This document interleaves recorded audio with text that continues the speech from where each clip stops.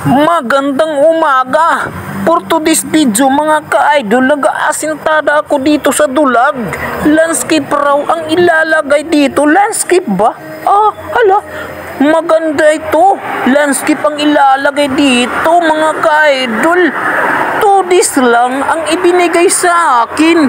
Nagtawad ako mga ka-idol. Pwede gawin natin 4 days, ma'am? Parang hindi kaya. Pagbuho pa lang mga ka-idol, maputik na nga, madumi pa mga ka-idol. Yan o, maputik yung area. Yung area na yan mga ka-idol, lalagyan pa natin, papantayin pa natin lupa mga ka-idol.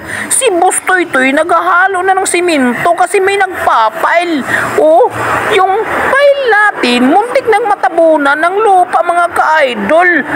Pasensya na kayo mga ka-idol. Remix Tagalog Bisaya na yung salita natin. Walang basagan ng trip. Thank you for watching.